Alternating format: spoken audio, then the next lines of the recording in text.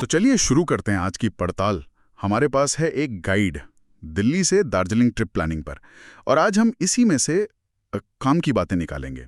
मतलब एक बढ़िया सफ़र की तैयारी कैसे हो, जैसे कि कैसे पहुँचे, कितना टाइम लगेगा, और हाँ, वहाँ देखने करने को क्या खास है, खाने में क्या अलग है, और रुकने के क्या इंतज़ाम है। तो सबसे पहले दिल्ली से दार्जिलिंग पहुँचे कैसे? सबसे तेज़ तो शायद फ्लाइट ही होगी।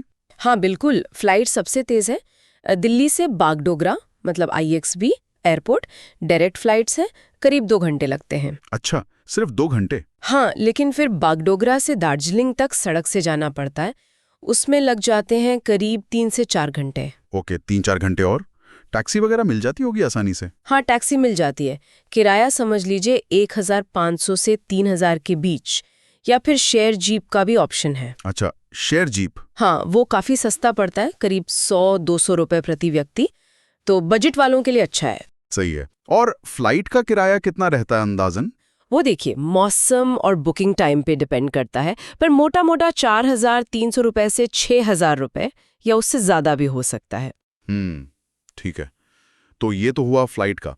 और अगर ट्रेन से जाना चाहें? ट्रेन में सीधी ट्रेन नहीं है दार्जिलिंग तक। ओह, डायरेक्ट नहीं है? नहीं, आपको दिल्ली से न्यू जलपाईगुड़ी जाना होगा, NJP स्टेशन, और इस सफर में ही 20 से 31 घंटे लग सकते हैं। काफी लंबा है। बाप रे, 20 से 31 घंटे? हाँ, फिर NJP से दार्जिलिंग वही 3-4 घंटे सड़क से, टैक्सी या जीप। समझ गया। और ट्रेन के किराए का क्या हिसाब है? उसमें बहुत रेंज है। जैसे स्लीपर क्लास 600-800 रुपए से शुरू हो सकता है, वहीं AC फर्स्ट क्लास का किराया 4000 से 18,000 रुपए तक भी जा सकता है। बाप रे, 18,000 रुपए! तो मतलब यहाँ साफ चॉइस है। टाइम बचाना है तो फ्लाइट, पैसा बचाना है तो ट्रेन, पर टाइम बहुत लगेगा। बिल्कुल यही बात है। समय या बजट, क्या ज्यादा जरूरी है, उस पर निर्भर करेगा। एक और ऑप्शन था शायद बस का। हाँ, बस का भी ऑप्शन है। दिल्ली से सिलीगुड़ी तक सीधी बसें हैं, लेकिन सफर बहुत ही लंबा है, करीब 33 से 34 घंटे। ओह, ट्रेन से भी ज्यादा? हाँ, किराया करीब 3300-350 रुपए के आसपास। और एक ऑप्शन और भी है। क्या? अपनी गाड़ी से, अगर कोई रोड ट्रिप का शौकीन हो। करीब 1500 किलोमीटर है। 1500 किलोमीटर? कितना टाइम लगेगा इसमें? ड्राइविंग टाइम ही करीब 26 से 28 घंटे का है। फिर पेट्रोल टोल का खर्चा अलग, या फिर अगर कोई पूरी टैक्सी बुक करे तो एक तरफ का ही 19,000 से 31,000 तक लग सकता है। अच्छा, खासा महंगा पड़ेगा ये तो। हाँ, तो साफ है, कैसे जाना है ये पूरी तरह यात्री के टाइम और बजट पर है। सही। अच्छा, गाइड ये भी बताता है कि दार्जिलिंग घूमने के लिए कितने दिन काफी हैं? हाँ, गाइड के हिसाब से अगर ठीक से घूमना है तो 4 से 5 दिन का समय अच्छा रहता है। 4-5 दिन? ठीक है। ठीक है। और हाँ, कुल खर्चे का जब हिसाब लगाएं तो सिर्फ आने जाने का नहीं। हाँ, रहने का खर्चा भी तो होगा। बिल्कुल, होटल का खर्च वो भी बहुत वेरी करता है।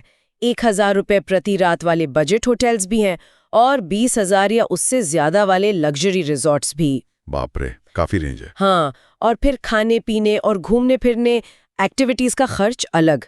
अंदाजन मानकर चलें कि रोज का 1000-2000 रुपए प्रति व्यक्ति लग सकता है। ओके, तो ये तो हो गई प्लानिंग और बजट की मोटी मोटी बात। अब आते हैं सबसे मजेदार हिस्से पर। दार्जिलिंग पहुंच गए तो वहां क्या है जो इस जगह को इतना खास बनाता है? गाइड में सबसे पहले किसका जिक्र है? सबसे पहला और शायद सबसे मशहूर टाइगर हिल। हाँ, टाइगर हिल सनराइज के लिए? बिल्कुल, गाइड कहता है कि सुबह होने से पहले वहां पहुंचकर कंचनजंगा की चोटियों पर सूरज की पहली किरणें देखना वो एक जादुई अनुभव है। कैसे वो बर्फ की चोटियां एकदम सुनहरी हो जाती हैं, वाकई भुलाए नहीं भूलता वो नजारा। सुनने में कितना अच्छा लग रहा है। और फिर है वो प्यारी सी टॉय ट्रेन। हाँ, toy train, UNESCO world heritage site है ना वो? हाँ बिल्कुल, ये सिर्फ एक ट्रेन नहीं है, इसकी नैरो गेज लाइन, पहाड़ों पर धीरे धीरे चढ़ना, चाय बागानों के बीच से गुजरना, ये पूरा अनुभव ही अनोखा है। गाइड इसे मस्ट डू एक्टिविटी बताता है। सही। और इसी ट्रेन रास्ते में वो बतासिया लूप भी आता है शायद? हाँ, बतासिया लूप, वो ट्रेन का एक घुमावदार रास्ता है, इंजीनियरिंग का बढ़िया नमूना। और वहाँ एक बहुत सुंदर गार्डन भी है साथ में, गोरखा सैनिकों का वॉर मेमोरियल भी। नज़ारे भी बहुत अच्छे आते हैं वहाँ से। अच्छा, और शांति वाली जगह, गाइड में पीस पैगोडा का भी जिक्र है। हाँ, पीस पगोडा शांति और सुकून के लिए अच्छी जगह है और वहां से भी शहर और पहाड़ों का व्यू काफी शानदार दिखता है। ठीक है। और जानवरों में रुचि रखने वालों के लिए? उनके लिए पद्मजा नाइडो हिमालयन जूलॉजिकल पार्क है। गाइड खास तौर पे मेंशन करता है कि यहाँ रेड पांडा देखने को मिल सकता है। अरे वाह, रेड पांडा? हाँ, और स्नो लेपर्ड जैसे और भी दुर्लभ हिमालयी जानवर हैं जो आसानी से कहीं और नहीं दिखते। एस्टेट जैसे बागानों का जिक्र है गाइड में। आप वहाँ घूम सकते हैं, ताज़ी हवा महसूस कर सकते हैं और चाय कैसे बनती है, पत्ती तोड़ने से लेकर प्रोसेसिंग तक, वो सब देख सकते हैं। चाय के शौकीनों के लिए तो जन्नत है। सही कहा। और शाम को घूमने फिरने के लिए मॉल रोड? हाँ, शाम के वक्त मॉल रोड या जिसे चौरस्ता भी कहते हैं, वहाँ चहलकदमी करना, थोड़ी बहुत शॉपिंग करना, वहाँ का अपना एक अलग ही माहौल होता है। गाइड उसे भी रेकमेंड करता है। ओके, तो घूमने की तो काफी जगह हो गई। अब जरा पेट पूजा की बात करें। खाने में क्या खास है दार्जिलिंग का? मोमोज? हाँ, मोमोज तो सबसे पहले।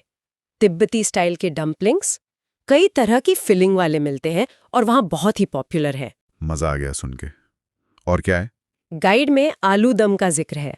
मसालेदार आलू की सब्जी होती है, ये काफी चटपटी। अच्छा, आलू दम। और थुक्पा, वो एक नूडल सूप है तिब्बती स्टाइल का, गर्मा गर्म, स्वादिष्ट, खासकर ठंडे मौसम में बहुत अच्छा लगता है। तुक्पा सुनने में अच्छा लग रहा है। और चाय तो होगी ही। अरे चाय कैसे नहीं, दार्जिलिंग की चाय तो विश्व प्रसिद्ध है। उसका स्वाद लेना तो बनता ही है। अलग अलग तरह की चाय मिलती हैं। बिल्कुल। और कुछ अनोखा? हाँ, गाइड में 2 और चीजों का जिक्र है। एक है चुरपी, ये याक के दूध से बना हुआ एक तरह का सख्त पनीर होता है। चुरपी? अच्छा, हाँ। और दूसरा है शाफले, ये कीमा भरी हुई डीप फ्राइड पेस्ट्री जैसी होती है। ये दोनों भी स्थानीय स्वाद है, ट्राई करने लायक। वाह, खाने के भी काफी ऑप्शन है। ठीक है, अब आखिरी चीज, रहने की जगह। होटल्स के बारे में क्या कहता है गाइड? गाइड बताता है कि हर बजट के लिए ऑप्शन है, सस्ते गेस्ट हाउस से लेकर बढ़िया होटल्स तक। कुछ नाम दिए हैं? हाँ, कुछ 4 स्टार होटलों के नाम हैं, जैसे उड़ान डेक्यूलिंग रिसॉर्ट, जिसका किराया अंदाजन 2240 रुपए बताया है। सम्मी यशस्वी स्वीट्स करीब 2817 रुपए, और स्टर्लिंग दार्जिलिंग वो थोड़ा महंगा, करीब 5425 रुपए। ये तो बस उदाहरण है, शायद कीमतें बदल सकती हैं। हाँ बिल्कुल, ये सिर्फ अंदाजा देने के लिए हैं। कीमतें तो सीजन और बुकिंग के हिसाब से बदलती रहती हैं, लेकिन मेन बात यह है कि आपकी जेब और पसंद के हिसाब से रहने की जगह मिल जाती है। बढ़िया।